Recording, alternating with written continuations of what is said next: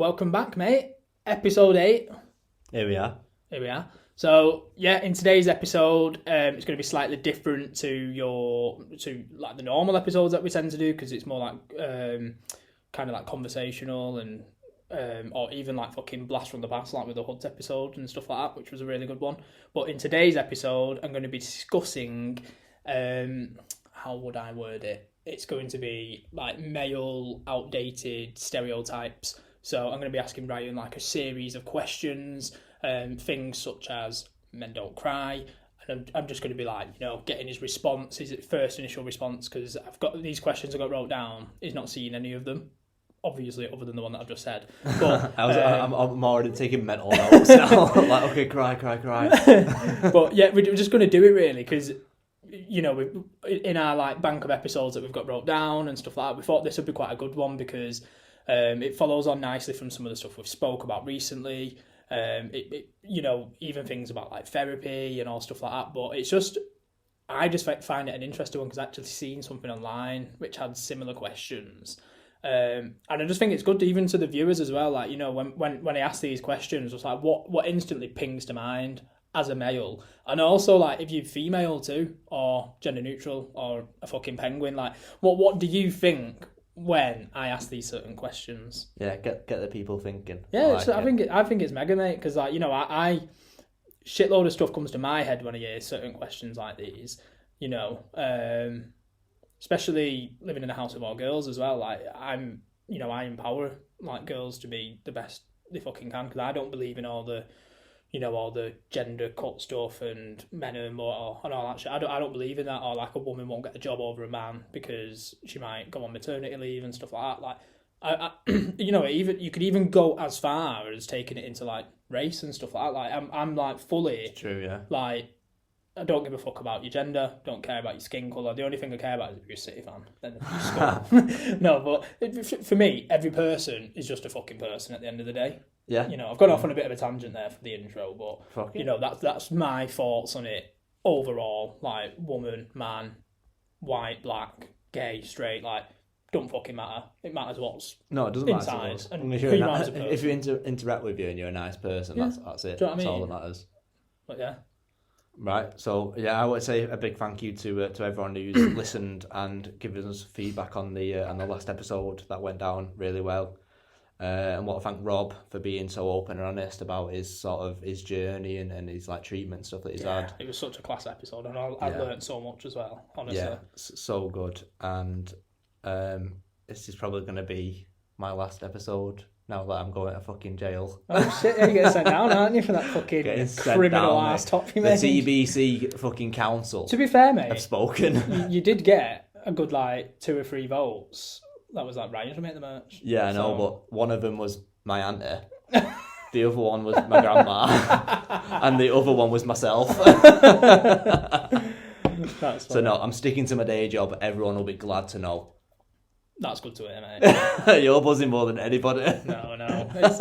I just knew it would be funny. I had them t-shirts in the archive. I think you made them t-shirts. I made them in about 4 seconds. No, you didn't. It was just a concept. You didn't. I know how long it took. It took me 4 days. No, but I think, I've had them pictures of them t-shirts on my phone. You throw up every time you look at them. No, but I was going to say, I think you did them before we even recorded any episodes. Yeah, I did, yeah. We did do a lot of planning, didn't we? Like, when we obviously come up with a name, and then we did the logo and all that shit. I was just being a keen bean. No, I thought it was mega, mate, but it was just also fucking so hilarious. Like, when you sent them in, you was like, yo, fucking... Should we get these? No, I was like, mate. Leave it out. Design boy. But I want to get them done now, just for like... But imagine if we did them as a limited edition, like... thingy, like what that particular one, and everyone raved over it because there you go. You eat your fucking words now, wouldn't you? No, it's funny as fuck. Also, as well, did you see? I shared on our story. You probably did see it because it was at the start of all them ones. Rucker's on another pod. Yeah. The Mental Ginger show. The Mental Ginger or something like that. I checked it out, and it's it's cool. Like, he's on YouTube, and it like comes on, and it's like quite cool. Like the intro, it's like, because he's had loads of different guests on. Yeah. It like brings up a picture of someone and then it fucking toggles through loads of different people and it like stops on someone. No way. It is cool. And then I didn't watch too much of it, but yeah, obviously like Luke was just on form again. I think it was straight in from the off, mate. It was just, do you know, like when you wind up them teeth and they start chattering? It's just like that, mate. He's ready to go, innit? No, he's Luke's mega, mate. Like, proper sick guy. It's just meant to stay in touch as well. I know that he obviously sent us the video and he was, oh, sorry guys, didn't mean to send you that. And I was like, yes, you fucking... Yeah, you did. You little... clout chasing you little motherfucker. fucking podcast slut, mate. Trying to make us jealous. A Trying to get podcast you back slut. But anyway, yeah, like, not much news other than that, really. Yeah, I'm a bit nervous with it. I feel like I'm on the, like under oath or something like that. Shit. Well, I'll put you out your misery, mate. Would you like to hear question 1? Question 1, go for it. There might have been a bit of a hint in the intro because there was a hint. I did say the question. But anyway, fuck it. So, men don't cry. Men. What do you instantly think when I say that? Men do cry. Yeah. Like 1,000,000,000% men cry. I cry all the fucking time. Yeah. I cry. Not to the point where you're sobbing like, but like I'll that feeling when you're about to tear up and you can kind of like stop yourself. Yeah. I get that all the time. It's like, what kind of like cry? Sorry to interrupt, but like what would bring it on? Could it be anything or like? Because I sometimes really like. I've never happened to me before, obviously until. I can just look at her sometimes, and I don't know about you, but I can look at her, and I can tear up. Yeah, mate. Yeah, 100%. Through pure just love and like. Yeah. Do you know what I mean? Remember that first night I told you when my daughter said, "Love you, Daddy." Yeah. And I did I ring you? I remember. I rang you. I was downstairs in my house. Yeah. I was bawling my eyes out, but it's like the happiest cry I've ever had in my life. I was just because I'd probably not let any emotion out in like 6 months, other than like just shutting myself off or whatever. And I was just downstairs and literally said like, "No, I love you." And she said, "Love you too, Daddy." And I just, mate, it fucking melted, man. I could imagine. I was down here and it was like everything was just pouring out of me, happy, sad, angry, everything. But yeah, like I know what you mean. You can just look at them or they do something like funny and you just feel yourself tear up and stuff like that. Like I cried the other day at a fucking scene in X-Men 2. Really? X-Men 2, if anyone doesn't know, is like the X-Men, Wolverine and all that shit. And he's in the kitchen and this guy gets like the better of him, but then he pushes him against the fridge and he dives at him, claws first. Shit. And just rams his claws into his chest and he just goes, "Ah!" and just like screams at him. Yeah. I fucking teared up. Because I was like, I felt like that for so long. Yeah, you related. I related to that, like that release, and I was like, "Fucking hell, that must be good to get all that shit out." And obviously, it fucking murks him off with his claws, so got a bit of a fucking hero boner because I love Wolverine. But yeah, like I cry all the fucking time at random stuff. I could see something on Instagram about like, something like an artistic lad does, or just like I'll see just ones of like lads with autism just like doing something that they enjoy, like they're just jumping up and down at something, and that makes me fucking tear up because I'm like, just reminds me of my own son and stuff, and like seeing any kid happy, whether it's your own or not. I love seeing things like that, because the last thing you want to see of your kid or anyone's kid is them being upset or in distress, if you know what I mean. Definitely. Sort of seeing someone else's happiness, I thoroughly enjoy. No, that's really good. I wanted to elaborate on the question. Go on. Seeing as like you said a few things that made me obviously think of more questions and stuff like that. So when we say men don't cry, and obviously you've just made like really good points, obviously in terms of crying and stuff like that, and me personally, like I don't really think I don't cry that much. Like I said, certain things will make me cry, like just off the top of my head, like I just said, then my daughter can make me like emotional in a happy way, and then music can make me cry sometimes. Oh yeah. Like lyrics can cut deep and I'll get teared up, and then even this morning on my way to work I listened to like the Parenting Hell podcast religiously, yeah. And you know, there was a dad on the show. He's called Adam Kay, and he's gay, and obviously has another like dad partner, and they had twins, like surrogate twins. No way.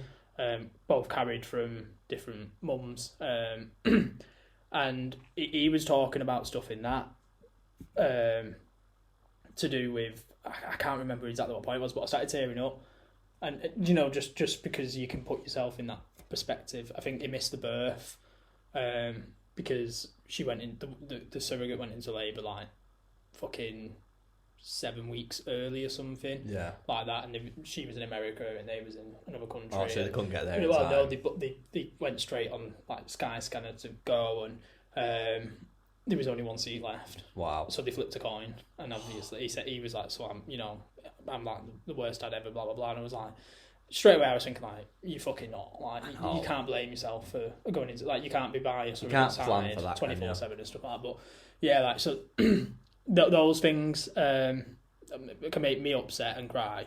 But in terms of and this as well, it's similar to what Rob was saying the other day about the is it the EMDR? EMDR, yeah. And he was saying about having to bring the memories to the full front and fucking essentially like look at them face on and then get upset about them. But one thing I'm really guilty of is when these things for me start to come to the front, I'll push them back. Yeah. I won't face on, because I'll know that I'll go down a rabbit hole. I'll get upset, and I sometimes think like, what's the fucking point? I don't know.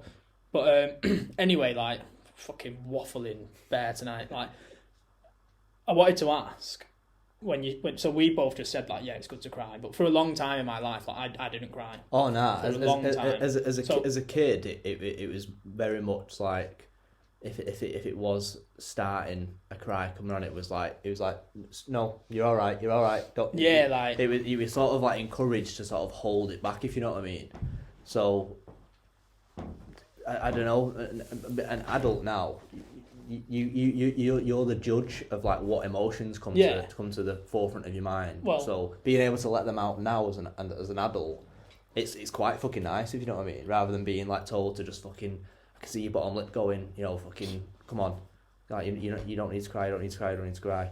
Whereas now it's just like, fuck it, if I want to cry, I'll have a fuck out. I love a good cry. Sometimes you feel good after one, I think. Genuinely. If you have a fucking... It does feel good. I've got a full playlist dedicated. If I actually do feel myself wanting a good cry, I'll bang it on, mate. Is it just fucking like Ed Sheeran? Supermarket Flowers. Actually, I think there's 3 songs on there. Lewis Capaldi. Nah. He's one to make people cry. Supermarket Flowers, Van Halen, Dreams. So it reminds me of my mum. Yeah. And the one from Con Air by Trisha Yarwood, if I can't breathe without you. Nice. That one. And then I go, mate. I'm on my way. No, it's really good that you do have them tools to be able to help make you cry. Definitely, because it like you said, it does feel really good when you do cry. But I keep getting to the tip of asking you this question and keep getting distracted talking about my shit. So I'm just going to ask it outright now. Why do you think people don't cry? Why do you think people don't cry? Yeah, like, why do you think it's such a fucking thing? I think I know why. I think a lot of people are scared to show their think it's a weakness. Think it's them being vulnerable makes them less. Why do you think they think it's a weakness? It might be because of what they've been told growing up. That's what I've like. I think it's a generational like instillment in the person's mind, if you know what I mean. I think like so. From say us, from our dads, it was very much like, nah, we fucking get on with shit. Yeah. And then their dads before them was like, if you even remotely start to sob, I'm gonna fucking belt you. Yeah. So I think generation thing. I think it's a generation thing. Then fast forward, like, our kids are all just gonna be like fucking walking around like. But again, though, I think us as a generation can have the best of both worlds of it. Yeah. By saying to our children, like, it's so okay to show your emotions, but it's also, there is a time to maybe, like, swallow them. In the right situations. Yeah. Like, you don't, because obviously you can't just go off everything. You can't go off the rails when something don't go your way. No, you know what I mean. Sometimes that's why I think we're the best generation. I think and so I'll too. say that hands down. I think so too. I think we're aware of the past and we know like how fucked up it is, but then we're also aware of the future and how fucking much everyone's going to be fucking pansies. And I feel like we're slap bang in the middle where we're in touch with our feelings, but we're also tough. And do you know, we've got that balance, but I think like the further on it goes, like there's going to be no balance, because I feel like the way the world's going, you can't say anything without someone getting offended. You can't even make jokes now. Like you can say something out of context on the back of something and not even really mean it, and you can lose your job now. Do you know what I mean? Yeah, you can. Like you can if you say something like, I don't know, but like it's risky. Do you know what I mean? Like, and a lot of the shit that we skirt on and talk about, like, I'd say we try to be as honest as we can, but we can't be fully fucking honest, because like a lot of the shit, like, because it's so, you know, taboo and about men and suicide and as well, there's that constant threat of if you say the wrong thing. Yeah, of course. But that goes back to, again, like, you have to get the context of what has been said. Yeah, but has it been said in malice? No. Yeah. Has it been said to cause any harm? No. It's just someone saying a few verbs. No, of course. Because they've not been able to articulate something, or because, like, you know when we did the neurodiversity one? Yeah. We could have caught that right up. Of course. But if people listened and we did say the wrong thing, they should have been like, these two aren't fucking out there to offend anyone. Listen to them. They're just trying to do the right thing by what they, you know, what message they want to get out there. No, of yeah, course. they said a wrong adjective here, but we'll let them off because they're fucking doing the best. Yeah, and that's the thing, innit? Like, this is going a bit off topic, and it's also borderline cancel culture. But oh, I like it. Obviously, a very like topical thing at the moment is pronouns. Yeah. And misgendering people and stuff like that. Like, I'm quite clued up on all this shit, because you have to be in today's world and all stuff like that.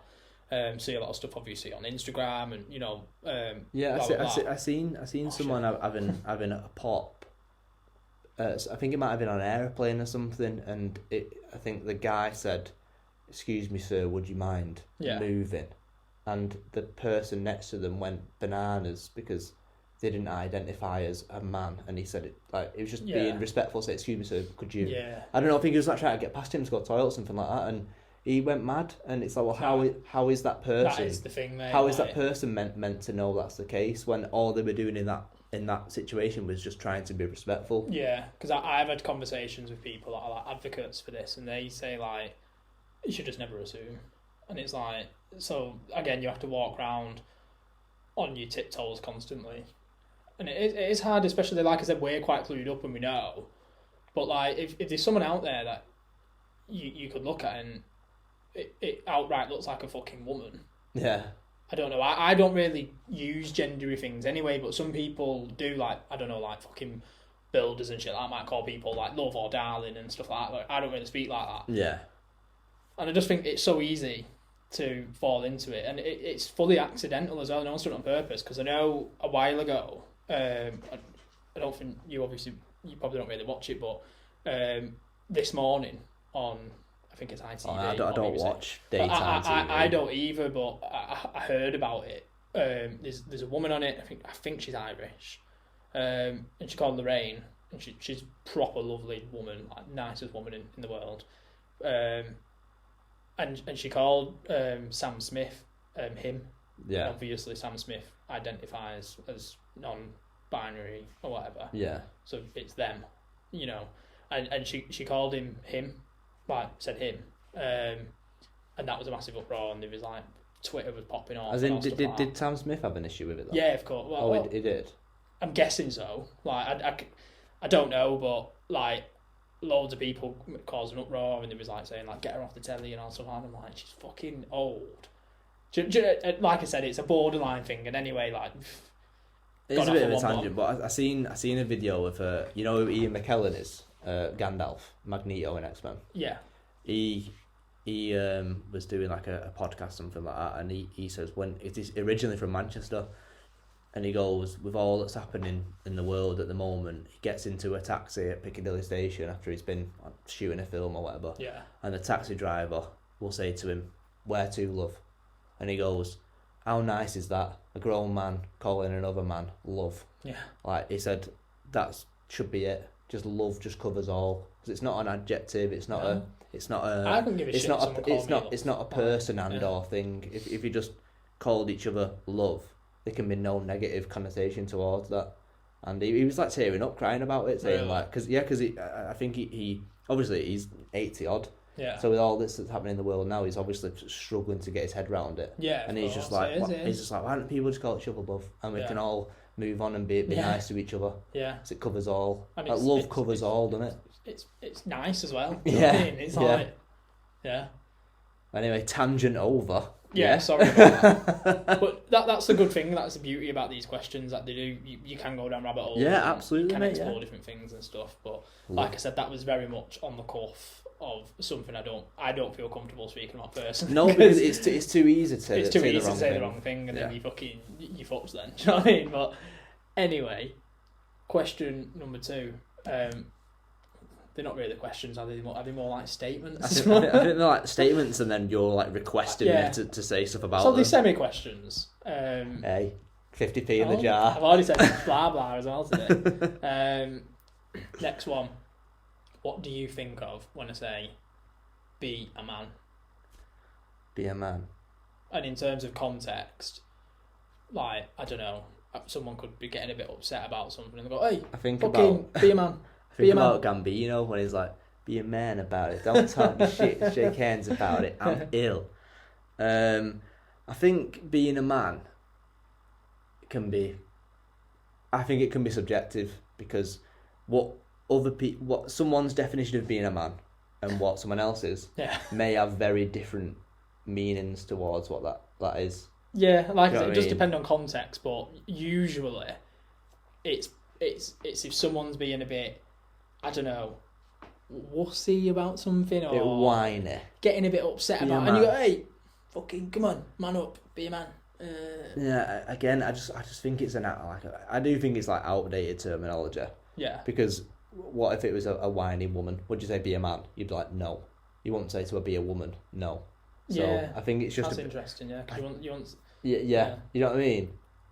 It's more saying it probably to, like, I don't know, like teenagers, or people someone's being a bit like, I don't know, getting a bit upset about something that's not a big deal, and then people would go like, come on, fucking man up, like, you know, be a man, like, stop being a fucking, you know, soppy bollocks and stuff, like.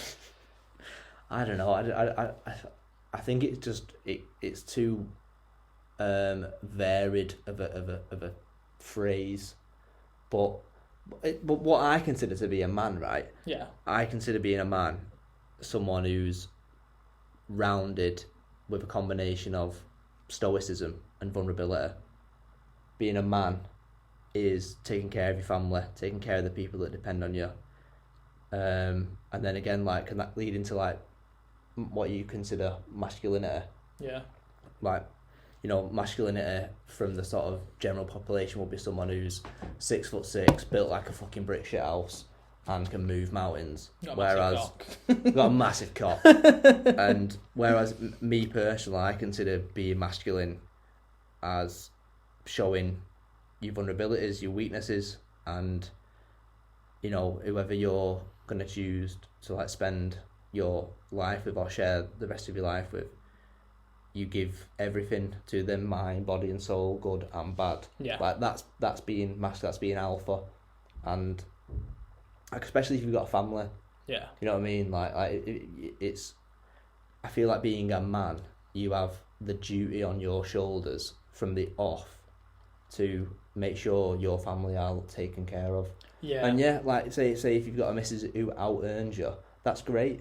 That's wonderful. But I won't give a shit. But no, exactly. I wouldn't. But people are egotistical bastards, aren't they? And, But I think even still though, if you're with a woman who out earns you, I think it's still your duty as a man to keep those close to you. Yeah, of course. Safe and fed, watered, and if they need anything, if you have to, like, I don't know, fucking 10 at night, and your little one's ill, and you need to drive to a fucking 24-hour garage to get some Calpol, you know what I mean? You're the guy that's gonna have to do that. Yeah. You know what I'm saying? Like that's what I consider being a man, masculinity and all that stuff. I think just obviously to echo what you've said, like for me, I couldn't agree more. Like when you say like being a man, I think like being a man is when you've got kids and you're taking care of them and they're your number one, and like that to me is being a man.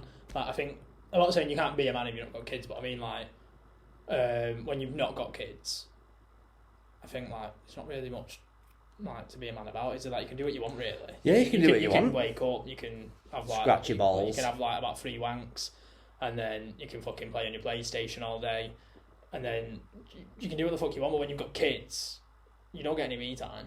No, it's from the moment you get up, your day started. Like you don't get time to ease into. You can have a coffee and ease your way in that way, but so the second I get up in the morning, my day's started, mate. You're off. Before we get to work, I feel like I've already done a shift. Do you know what I mean? And then when I'm at work, I then do another shift, and then you finish work, and then you've got another shift. Yeah. Like my only downtime, mate, is when them kids are asleep. Like, and I only get like an hour or two, and then you get your head down because you need to be fucking fresh for the fucking next day. Do you know what I mean? It's non-stop.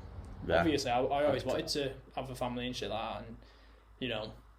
Yeah, exactly. But that's just like the next step of being a man is when you can put yourself on the sidelines and go, I've got 2, 3, 4, 5 more people who come first before me. I think again that's what it is. Being a man is putting yourself last. Yeah. Before all others who you hold close. But then again, does that contradict the whole like gender equality stuff? Do you think? Because I don't think could that offend a woman? Well, I don't think. Again, I'm just talking about me personally. No, of course. But I mean, could that offend a woman? Like, and the next question. What if I said to a woman, if we're gonna get into this relationship, I want to be the person that makes sure everyone's looked after, and whatever you need or want me to do, I'll do it at the fucking drop of an hat. Yeah. If that offends someone, I don't want to be near that fucking person. Yeah. Do you know what I mean? Like, oh my God, you're going to take out the bins as soon as I've asked you to do it. Yeah. Yeah, of course I will. I need you to go to the shop and get me some fucking beans. Go. Yeah, no probs. I'll go do it for you now. Yeah. How would that offend someone? No, of course. I just mean with like to what we were saying before. Oh well, yeah. If it was like that, if that offends me, I want to go get the beans. Fucking there you go. There's the car keys. See you later. Yeah, exactly. It's a very manageable I like situation. To provide, like whether, like you said, whether it's for my family or even if it's for like friends or just anyone. Like I like to be that guy that like. Me too. I like to help and. Making other people happy off something that I've done makes me happy. Yeah, exactly. It's sort of like, I think is it like altruism or something like that, or altruistically self-serving to yourself. It's like a phrase about it I wonder whether that helping others makes you feel good. Of course. I wonder whether that is from our childhoods too, where of course it is. We didn't get that. Of course it is. From fingers, so that we strive to do it for other people because we know what it's like to not. It's that people pleaser syndrome, mate, and I've got it bad. Like if anybody, like if my fucking neighbour could knock on and be like, I need you to go to X place, I go do it for him. Just because it makes their life a bit easier, you know what I mean? I'll put myself in sort of like time restrictive situations to go and do shit for people, because at the end of the day, if I can do it, then I'm like, oh, buzzing. I'm glad I got to do that for that person. Yeah, defo. Well, that leads us nicely onto the next question anyway. So the next one is, and this one's interesting. Oh dear. Men should pay for the first date. Are we talking? Well, okay. So if I went on a first date, and it the bill comes or whatever. Yeah, like fucking 90% of people, 90% of men. Anyway, just this is purely opinion based. Would always go, I got this, babe. I got it. Yeah, do you know what I mean? That macho-ness. Yeah, I get it. But I think right. Say me and you are on a date, Jay. Go on. You look really nice tonight, mate. Thanks, babe. When the bill's gonna come in a minute. Oh yeah. I've got this. Oh no, go halves. But I insist. We'll go halves. It's okay. I tell you what. Why don't you pay for the next one? There you I'll go. Get this one. There you go. Ding. So ding ding ding. Got yourself a second date, and then you've done a kind gesture. We're doing dating tips now.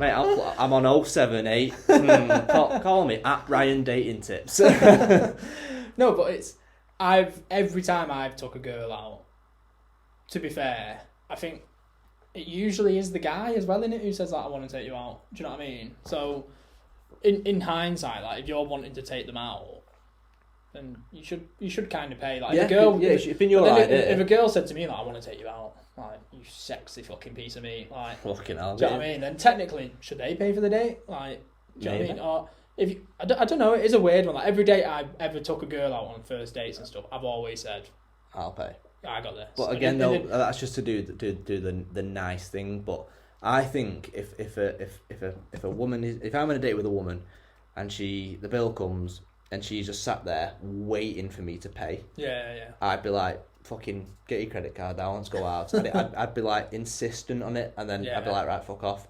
But if in the same scenario the woman goes like, I'll get a purse out and I'll pay. I'll go out. I'd be like, no problem. Like, thank you for wanting to go out. But I'm more than happy to pay for this for you as a kind gesture. And then again, bang in with the you can pay for the next one line. Yeah, and but then then I think you go even like I still won't feel comfortable. I don't know why, but I won't feel comfortable a woman paying for a date. For me.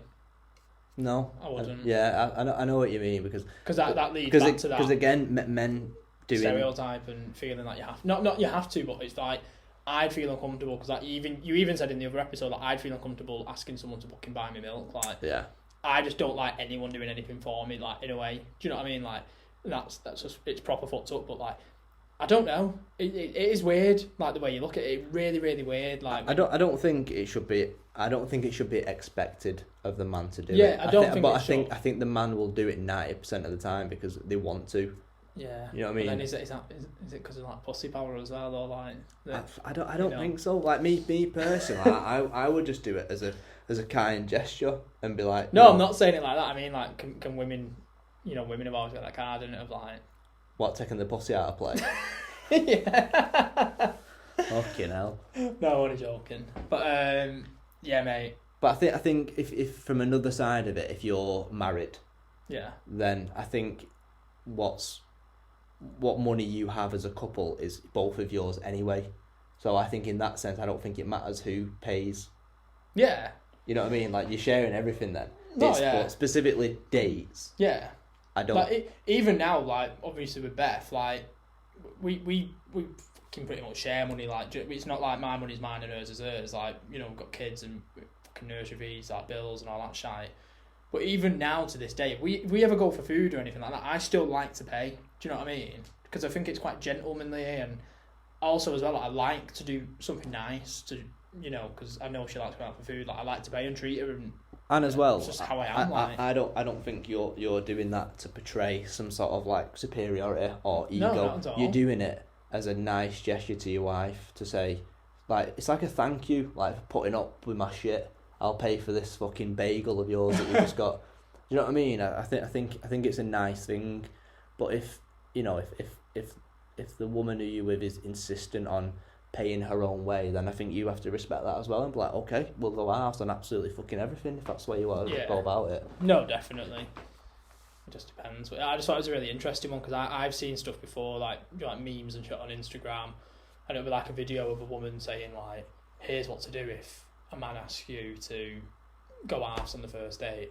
And I'm sure she like gets up and says like, oh, I'm just going to go to the toilet. And then she gets up and just like walks out the restaurant and goes like, bye. And something like that. And I'm like, you're never seeing that woman again, are you? If that happens. No, I know, but I think like. What? All right then. What if that was flipped? What if the dude went and did that? What if the man went and did that? Well, I know it'd be fucking World War III, wouldn't it? Because be absolutely ghosted. They're supposed to be expected, aren't they? Exactly. But personally, I'd always rather pay for it on the first date.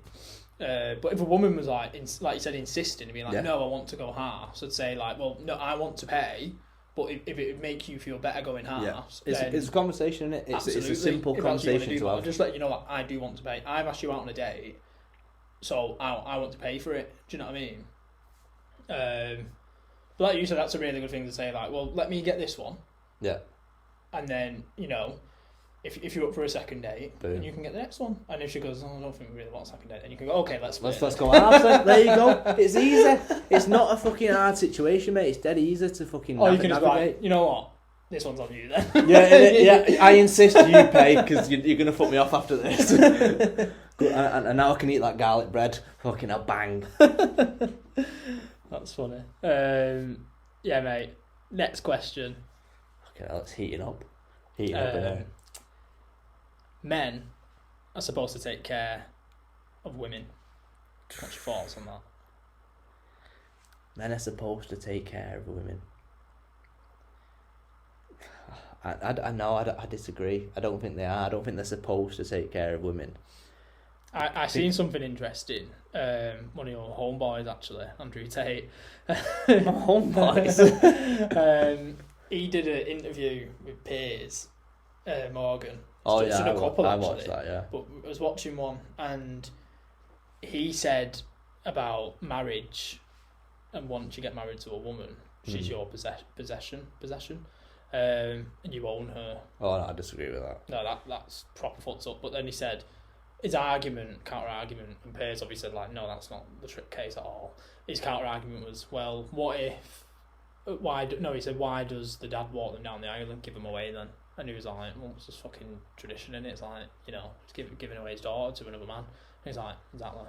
And then, right. But he's not giving her away as if she's an object. It's like, well, I've, looked after and nurtured this girl from when she was a baby, and now it's your job. Yeah, exactly. Like I'm letting you into the circle now to take care of my daughter as well as me, like her father. But you're in this with me now. We as a team need to make sure nothing bad happens to that woman, and that I think that's what that is. I don't think it's giving her away like she's a fucking Canastella or something like that. Like a fucking like that's like objectifying women, isn't it? Which it just isn't the case, I don't think. But, no, of course. But no, like to back to it, I don't think they're supposed to take care of women, because I think women are powerful, man, because they're the ones who've been chosen to bear children and give childbirth. So no man on earth could do that. And the argument of like, oh, it's nothing like getting kicked in the balls. Like, no. I shit myself, mate, if I knew I was like on a ticking timer to fucking have a baby. No, it's like, honestly, when I obviously watched fucking Beth give birth and shit like that, like, just. I think there's a whole new layer of respect that goes on to your wife when you watch him give birth. Unbelievable, man. The amount of love and respect, and like you're just saying, like, I could never do that. Like, what a brave fucking person! Like, you're amazing. Like, I remember like when that happened, and I was crying my eyes out. Oh, me too, mate. Like when she obviously gave birth and stuff, it was insane. Because like I remember like I was thinking like the whole time, like panicking, like that Beth was gonna like die or something. Like I remember. Like, watching it, I was more worried about that. And then when obviously she was okay, and I seen baby come out and baby was okay. Yeah. And they was like cradling each other. I was just crying my eyes out. Right. Couldn't stop crying. Proper ugly crying as well. Do you know? Yeah. You don't look good on them pictures, do you? When they take him, like when you're holding for the first time, you're just like, kill me now. It was fucking immense, mate. But yeah, like and just to add to that, like I think some men can find like the nurturing aspect of women very attractive, in that sense that some men would like to be like looked after in a way. You. Me. We're not looked after, that's probably the wrong turn of phrase, but I do personally find that if a woman is nurturing and like caring, I find that very attractive, if you know what I mean. And that probably leads to the fact that I grew up without a woman, a mum. So I never had that. I never had that like that affection of a woman. So that, but sort of like going the other way a bit. If a lad's been raised by a proper smother who's just been in the face constantly, kissing and cuddling, they might find attractive in a woman someone who's a bit distant, a bit more reserved, if you know what I mean, because they've had that all their lives. They don't want a girlfriend or wife that's going to do the same thing as their mum's done. Yeah, and I think like I've heard of a common like theme of women say quite a lot. You can tell when someone's like, do you know, like their partner's like a mummy's boy or whatever, and they find it quite unattractive in the sense of like it's a bit cringy and stuff. Do you know what I mean? Yeah, but it is. I remember this old like saying like you should always like kind of if a man treats his mum like she's a queen, then that's like speaks volumes about the guy. Do you know what I mean? Yeah. But if he treats his mum like a cunt, then it's what do you think he's going to do to his wife? Yeah, exactly. Do you know what I mean? Yeah, I think that's a strong point. But yeah, like in terms of like men are supposed to take care of women, I think again for me, I think like you said, it's quite subjective. Like I think it's not necessarily because it's a woman, but I love taking care of Beth, but not because she's a woman, just because I love her and I want to take care of her. Like I could be gay and with a guy and I'd want to take care of him. Yeah, do you know, that's the type of person I am. I don't necessarily think men need to take care of women, but then, like you said, on the flip side, like there's things about like obviously having girls as well, like as a dad. There's a sense that I think you naturally would worry more about the girls than you would boys. Yeah. Say like if when me and you was younger and we used to muck about on the streets, getting up's not good and fucking, do you know what I mean? X, Y, and Z. I was never worried that anything had happened to us. Nope. But if they were girls, I'd be worried. I'd be like, don't be hanging around on the streets. There's fucking knobheads out, you know, like fucking rapists and pedos and shit. Like, but I'd feel like I'd never have to say that to a guy. Like the most thing I'd be worried about a guy, obviously, is like a group of fucking little dirty scummy fuckers with a knife. I might like jump him or something. Do you know what I mean? But yeah, like with girls, I think I'd feel that more sense of like protection in the sense of the girls, and I know that they're an easier target because these fucking horrible fucking dirty fucking rapey men out there and shit. Do you know what I mean? Yeah, especially if they're your daughter as well. Just in general though, like I have that view in general. Like I don't know, and that's obviously no one's fault. That we live in this fucked up world and there is fucking predator fuckers out there and shit. Like I don't know. Yeah, you would be more worried about your daughter than your son if they were out on the same street. Yeah, of course. Yeah, 100%. If it was dark as well, like it is now, and he's walking home from school or whatever, I'd naturally worry because that's the like world we're that's fucking living in. You hear loads of stories all the time. I'm not going to sit here and say like, oh no, I'd worry about them both equally, because that's just not true. No. Like I know I wouldn't. I'd be more worried about my daughter, 100%. Yeah, definitely. But like back to what I was saying before about like I think it can go both ways. Men can take care of women, a woman can take care of a man and stuff like that. But I think again, it goes back to the upbringing. I think what you seek in a partner is what you were lacking as a child that you'd go and seek, if you know what I mean. Yeah. So I think if you've been mollycoddled all your life and you've been spoon fed, you've been fucking had your ass wiped till you was like 20, you're gonna go and look for a partner that is the opposite of that. Whereas if you've been fucking brushed under the carpet, pushed in the corner somewhere, told to deal with your emotions, you're gonna seek out a partner that is very nurturing and very affectionate and very, you know, lets you be vulnerable and be like, you know, fucking tells you everything's gonna be alright and stuff like that. Yeah, definitely, mate. So I think it just can depend on your upbringing and then. And you say everything like. Yeah, and when those two people like do combine and like become like a partnership and stuff like that, they kind of just become one complete person because they've got what they were missing from the other person. Definitely, mate. A lot of very good points have been made. So are you happy for me to move on to the next one? Yeah. This is the last question you'll be happy to know. Oh shit, is it? Yeah, so I think I only had like 5, but I knew that each one would be a good like 10 minutes. So it sets that hour mark. Well played. Quick maths. Quick maths, mate. 2 + 2, that's 4. That's 3 quick maths. So yeah, last one. And we've probably touched on this throughout, so it's probably going to not be as much to say about this one. But what do you think when I say men are strong? That can be mentally, physically, emotionally. Men are strong. And it's a bit similar. It lends itself a little bit to like men don't cry and shit. Yeah, like that, but I do think men need to be strong, and not like just from a physical standpoint. Like as a secondary notion, being strong physically is, you know, it's never going to be a negative. Yeah. But I think that the strongness has to come from like a drive to succeed kind of thing, like a willingness to push themselves and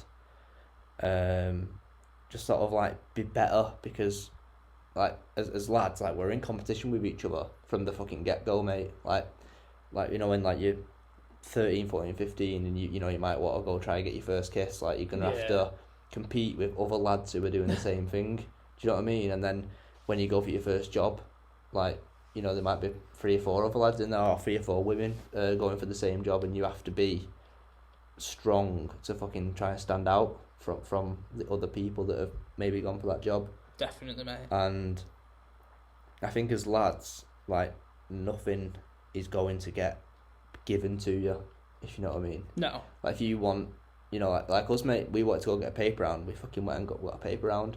We did. And then we was and then like... we levelled up, mate. Exactly, and then we was like, you know what, I want to fucking buy myself some nice things. Well, you know what you need to do? You need to go and get a fucking job. Yeah. So then we both got weekend jobs, and then built from there. Like, no one, like, come to us and was like, oh, hi, James, do you want to work at Ivy Nichols? Fuck, you know what, that'd be great, yeah, cheers, thank you. No one come up to me and was like, do you want to work in an IT apprenticeship?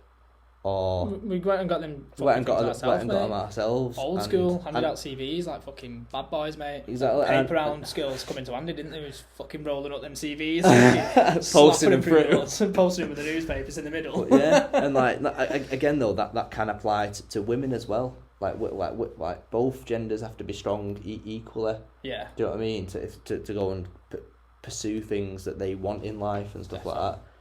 But just because the point is men are strong, then I think they have to be.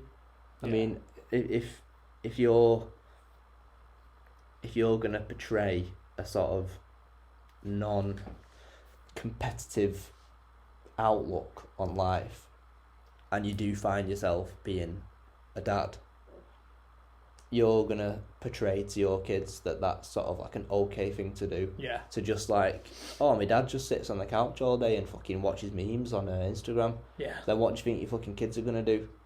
You know what I mean? Copy it, mate. I know what I would rather do. I'd rather see my kids see me go to work every morning and like, definitely, you know, the weekend fucking, we bought a new fucking flat pack furniture and my mum's asked my dad to build it and he fucking builds it. You know what I mean? I think is quite funny actually. You just said that because in my house, I build everything. Like, everything in my house, I built. Yeah, I'd never ask my partner. But the thing is, though, your daughters are gonna see that, right? And your daughters are gonna hopefully want that when they have to choose their partners. Do you know what I mean? Like, they want a person who they can, as in, they've watched their mum ask their dad a question. Yeah. Say, will you build that furniture for me? And you've gone, yeah, of course. They're looking at that and going, well, that's nice. My dad's done a nice thing there. I want that. Do you know, it's funny. You've said twice in this podcast. You said it about the bins, saying, "Can you take the bins out for me?" And you just said it then about the flat pack. Can you put that up for me? Very stereotypical. No, but I'm saying, like, it's funny that you've said that because. So, are you insinuating that you kind of need to be pushed to do stuff by the woman, or I don't think it needs to be pushed, but I didn't have initiative. Yeah, because I'm the opposite. Like, I don't get asked to do shit in my house. I didn't have initiative, so I was like a dog. I just wanted to whatever you asked me. Give me a command. Give me a command, and I will go and do it. Yeah. Don't expect me to sort of like figure out what I'm meant to do.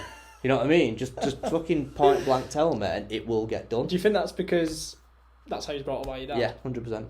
Just getting orders barked at you, so you got used to having orders barked at you. You can't go wrong. So if someone's when you weren't barking orders at you, you was just like, sound, I'm cracking on. If you want me to do something though, bark an order at me and I'll do it. Yeah. It's interesting, that, isn't it? Again, black and white. I don't work well in grey areas. Everything has to be black and white for me, otherwise I am a fucking harpooned whale on an island. It's funny. I just wanted to say on the back of that as well, something quite interesting. I was doing a bit of research the other day, talking about these stereotypes. So in the UK, 74% of suicides in 2021 was male.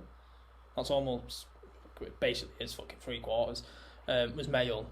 And men often feel uncomfortable to open up due to outdated stereotypes, thinking that they need to be tough and they need to be the man of the house. And yeah, I just think that's a big reason why I wanted to. It's a really episode, sad fucking statistic, to be fair, mate. That's why I wanted to do this episode in this kind of format and just raw, no preparation. I just had these 5 questions wrote down on a fucking post-it note, and I just wanted to rattle them off to you and just see what you thought. And I think, to be fair, mate, you fucking nailed each and every one. I think we've got like very similar outlooks. Probably on a shit. few fucking mistakes in there, isn't there? But we're not we're all perfect, fucking human. We're not AI, are we? Do you know what I mean? At the end of the day, it's all relevant to what we're doing, Trouble Boys Club. Like I said, whether it's trauma, it's relevant to our message, mate. Like people hearing us chat about this. 100%. Yeah, that's why we're doing this, mate. Like we're doing this to help people just like us. And the more we've been doing this, we're on this is episode 8, so that's like 8 weeks worth, 2 months. Fucking maths is on fleek today. It really is, mate. So, what have you Weetabix today? had 2 balls actually. So yeah, that weren't just me showing off my math skills. It did have a point. So we've been doing it for 2 months. We're probably a little bit longer actually, because we've sometimes done it every 2 weeks or whatever. But my point is, the more we're doing it, more people have been messaging and stuff and engaging. Yeah. But I've just been fucking mad surprised, mate, by like how many people have messaged us and been like, how do I get on the show? And then we've also had people just reach out to us. Like I've had someone message me the other day saying, fuck me, listen to your podcast, never knew. But someone that I know as well, it's not just a fucking randomer. Didn't know that you went through all that stuff. Just wanted to reach out because I've gone through similar shit as well, and like I never would have known that person went through it. Yeah. And it's the power of I've got something wrote down actually, but I'm going to be using it. It's the power of honesty, isn't it? Well, I'm going to be using it on a post for social, so I don't want to give too much away because it took me a long time to write this. All right. It did. Do you want me to conclude? I've got some concluding Oh no, thoughts. actually, I'll just read the end bit because I think it's really clever. So it might not be that clever really, but I hope it is now you built it up. Well, no, it's fucking super relevant to what we're talking about. But anyway, so our aim is to spark a chain reaction, which means like we want to encourage you to share stuff with your friend, who might in turn open up to their friend. Yeah. And I want us to create a ripple of understanding and support. And I think like the key words in that, I love like the chain reaction. Yeah. And then I love the creating a ripple of understanding, because when you think ripple, it's like, you drop a fucking pebble in water, it'll like go boop, boop, boop, boop, boop, boop, yeah, where you skim a pebble. And that is, it's a metaphor obviously for like what we're doing now. And it's like I feel bad because I've got so many different stories of people that I've messaged, but I don't want to mention names because I know a lot of people probably don't want to be named, but someone else I know who listens to the podcast, who never fucking opens up about fucking anything, listened to it and then opened up to someone else, and then that person fucking opened up about their shit and they never open up, and it's like, that's because of our fucking podcast. Yeah. Do you know what I mean? It's such a nice feeling to know that. Do you know what I mean? And I remember when we started doing this and it was like, let's fucking get it involved, like, because I know in lockdown we wanted to do the podcast, but we wanted to do it called the Hoppy Hour, and we wanted to just fucking chat shit. Kind of made it the Hoppy Hour. Well, it's like the Hoppy 10 minutes at the end, isn't it? Yeah, like this one's obviously a bit more, say, serious, but it brings the fun to it. And again, I'm going to be putting like a post out on social like in the next few days. Say social, but I'm going to be posting it on LinkedIn. Oh no, we're branching right out there. Slightly more sophisticated. Yeah, it's very professional. But I think it's relevant because it's men's mental health. I feel like that's more of an audience for it, whereas like Insta and all shit like that probably just gets like brushed under the finger because it's, it's fucking absolutely full of it there. But yeah, like you've already seen it anyway. I've sent it to you, and I It's so good, mate. It's so good. But yeah, I'm gonna be putting that out in the next few days. So I'll try and if it gets a bit of traction, I'll get some screenshots involved and smash. What was he saying the other day? Saying we're not a podcast. Oh mate, I wanted to like not save it, but I wanted to like use it when we've got like more than 200 followers. All right, no, but fuck it, yeah. No, we'll just dot it. Like fill in the gaps there, TBC members. We're not a podcast. We're a blank.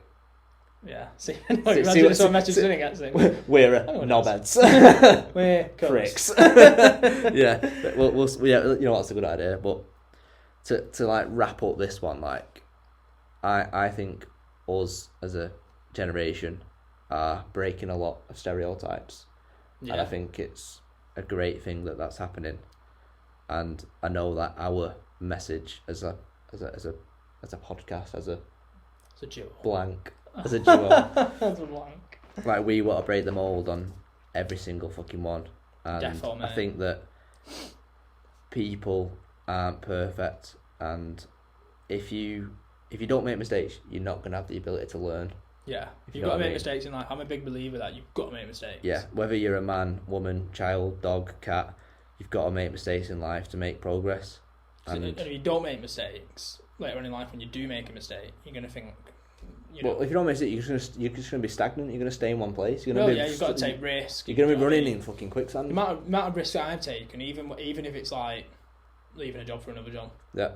As lame as that sounds, like in my last job, I got poached to come to the job that I'm at now, and at the time I was very happy where I was, and it's like, for me that was ultimately a big risk. Yeah. Because I could have gone and fucking hated it, and it could have been shit, and do you know what I mean? But it also could have been better, and you would have been so much happier. Do you know what I mean? It's worked out for the better, but you have to take risks in life, 100%. Do you know what I mean? And it becomes more scary taking risks when you've got children as well, because you've got fucking people relying on you. Exactly. Yeah. Do you know what I mean? But yeah, fucking. I enjoy that a lot, mate. Good, mate. It was a bit like I said, a bit different. I think I want to interview you next time. Sound, mate. Yeah, I think what's that? Yeah. So our last episode was obviously Rob Smith. That one was mint. I was proper pumped for that one. Yeah, it was good, wasn't it? Really pumped. And then obviously the one before that was Hoods. That was like was a funny one. So I'd obviously quite a lot of like good stories and shit like that. But slightly different one, and that's what we're aiming to do, and it just fucking make each and every episode different, bring different things to the table. We're taking a risk. Chatting about all this shit. Like at the end of the day as well, like we could do stuff and people could switch up after 2 minutes and be like, oh, that shit. But like the feedback I've got from the people that have messaged me directly or even on the TBC fucking Insta is they always say like you've got mint chemistry. It flows like it's and for something that's mental health, that's like it can be quite dark and depressing. Like we don't make it like that, and that's one thing. That's one of our values in it from the get go. That we didn't want to be that your typical mental health fucking space where it's all like a bit. You come out of it feeling fucking worse. Do you know what I mean? But what a fucking uplift people and. Do you know what I mean? Like, I think you got two options. You know to go about the shit that we've suffered in life. You can have a laugh about it or cry about it. Yeah, of course. And I think we always go for option A. Yeah. Because it's just I'd rather laugh than cry. Yeah, definitely. End of story. And that's it's just fortunate as well. Like we both been through similar shit, and like weirdly enough, like I only just really think about this now. Like we never really even acknowledged it for a long time of our relationship, like friendship. Well, partly because like probably didn't even know it was fucking going on. Exactly, and then it's only more, and it's like when you start waking up in it, when you get a bit older, you get a bit more intelligent. You're like, this ain't fucking right. No, it's like probably around mid-20s, isn't it? And like mid-20s, your eyes open. I always knew my childhood was like a bit fucked up and stuff like that, but like I've said in earlier episodes, you kind of think it's a bit normal, and then like you start branching out then and going to like new areas and meeting new people and seeing how other people live, and you start thinking like. I think a lot of it is when you first move out, because then you're an outside looking in at where you've grown up, and then you're like, oh, that was a bit fucking weird, oh, that was a bit shit, and then you start piecing like your life together and going, oh, that was really fucked up. That no, defo. And like I said, like my life growing up, it was fucking heavily alcohol influenced. you know, and that's like, I don't know. It's put me off drinking massively. I know. I say it all the time. I know we fucking crack a fucking bev on here and shit, but it's the only time I do. Do you know what I mean? This is the only time I do. So I don't drink in the gaff or anything like that. Nah. It's just, and as well, like this is the only time we fucking really see each other. So like, if we can have a beer while we're doing something that we fucking love doing. Then, Saturday, mate. Or you're gonna get a load of content on Saturday because we're gonna. Christmas night out. Christmas night out, the TBC Christmas night out. So you're going to get a lot of nostalgia bonus with us. We're going as well. Yeah, we're going. It's fucking Hoods, mate. We're going Hoods, mate. Did our rep on it the other day or the other week? So we're going to be like, we're going to go back there. We're going to relive a lot of them old memories. Maybe go fucking gentleman's to the gentleman's lounge. You're naughty boys. Walking in, just like, oh yeah, Jay Ryan, you're not been in a while. You know, you used to have aged. Fuck, you know. Yeah, life's hit us hard, Dave. Get us our usual girls. No, we're gonna slap on our asses when you go back. No, we're gonna go Magic Rock Brewery. Yeah, because I've never been before. I'm well excited to go. Do you know what I've seen a lot of recently? Going a bit off topic here, but I was thinking about this, whether we could do something like this, but obviously I don't think we can. Have you seen that people play, is it Weatherspoons Roulette? Yeah. Have you seen it? Yeah. So you go in the Weatherspoons, obviously for our viewers if they don't know, go in the Weatherspoons, and then there's a page on Facebook or something, and you can post a selfie of yourselves on there with your table number. Right. And say, it's Jay and Ryan here, we're on a fucking night out, our table number's X, we both love fucking IPAs, do your fucking best. And like, people will buy you a drink. No way. To your table. And because it's like a viral page or whatever, like you get bare people on there. And people will like, you know, buy like a round or... And they'll send random shit to your table so you could get like fucking Jaeger bombs. Need to do that. Like fucking save a bit of dough. Well, I was thinking it'd be funny if we did it. Well, to be fair, it would probably be more if we had bare followers. Like, if we had thousands. Yeah. Imagine we did it and like someone just ordered a bag of peanuts or something. But no, yeah, I thought the roulette was like, you know, when. On like Soccer Saturday, the first place that scores the goal, you go to the Weatherspoons and that location. I thought that's what you meant. No, sorry, no. I'll show it you after we finish recording. It's pretty sick, to be fair. I don't know how you actually do it. I don't know if you just go on there and slap a picture on and be like, get us fucking steaming. Get us around in, lads. Yeah, but I'll show you anyway. It's quite funny. But yeah, on that note, who are you drinking, Jay? Love it, mate. It just rolls off the tongue so clean. Yeah, so today, again, options was limited in Tesco. Say this every fucking week. Today we've got a Brewdog, gone classic, Hazy Jane, but it's the one that's like cut in half and the bottom of it's like pink and it says guava. Hazy Jane guava. So we might have had this on another episode.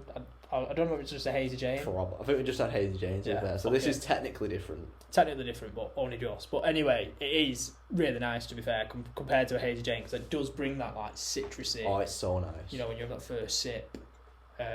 Gorgeous, mate. Yeah. And the next episode is going to be a guest. Yeah. So, Darren, we're coming for you, mate. Be ready. Oh, nice. Looking forward to it. Yeah. Hopefully he makes it to the end. I could realise that we're coming for him. Imagine if we're just like... switched off 50 minutes in. Yeah. Well, anyway, mate, it's been a pleasure. Thank you, as always, for fucking just being a part of the TBC. Oh, you're welcome. Thank you too. Thank you for including me. So, yeah. See you next week. TBC out. Peace.